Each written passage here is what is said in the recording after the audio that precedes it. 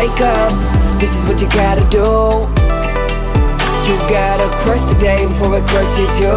Every day I'm here to motivate, lead the way in the AM. I don't want you to hear these words, I need you to feel what I'm saying. Oh, you gotta crush the day before it crushes you. You gotta crush the day before it crushes you. In the building, Drewbie Wilson, motivation's coming, I can feel it. First thing that you need to do is crush the day before it crushes you. Even the wise can learn from a fool if they're willing to listen. So I think this is something that a lot of people, they go through in their life is they're constantly seeking mentors. They're always looking for someone who's better than them or more successful to learn from. And the thing I want to remind you is that the most wise individuals on the planet, right? The Nelson Mandelas, the Gandhis, the Mother Teresas, all these folks that have this legacy, this just aura about them that people love and share and talk about. They were always willing to listen and learn from anyone, right? And so the example I want to give you is, at one point in my life, I remember going to a trip in Toronto, Canada, right? We were from Ohio. We went up to Toronto for a big BMX contest.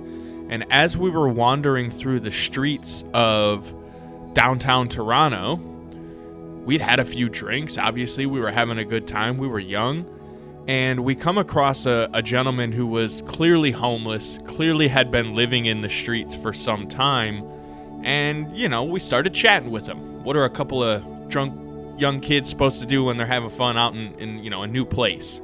So we start chatting with this individual, and he's sharing stories about his life, where he's from, the beaches that he's seen, the experiences that he's had, the businesses he used to run. And he of course had made some mistakes. That's how we ended up living on the streets of Toronto, and how we managed to come across him at 2 in the morning when we found him or whatever. But there were some things that he did talk about embracing life, about understanding that not everything comes back to the success that, he thought was so important, because he literally lost everything because all he cared about was success.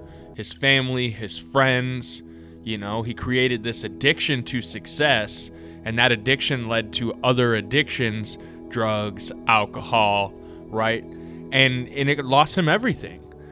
And so the lesson that I took away from that was, it's okay to be successful, right? It's okay to have growth and maturity, but it's important to remember why you're doing those things. Why are you chasing that success? Why are you chasing that growth? Because if it's for the wrong reason, you may not have everything that you really think you're going to have in the end. So to me, I want to focus on family. I want to focus on that time that can't be bought back. No matter how much money I have, I want to know that I'm investing that time with my family, because you can't replace time with money. So the best thing I can do is remind you that even the wise can learn from a fool if they're willing to listen.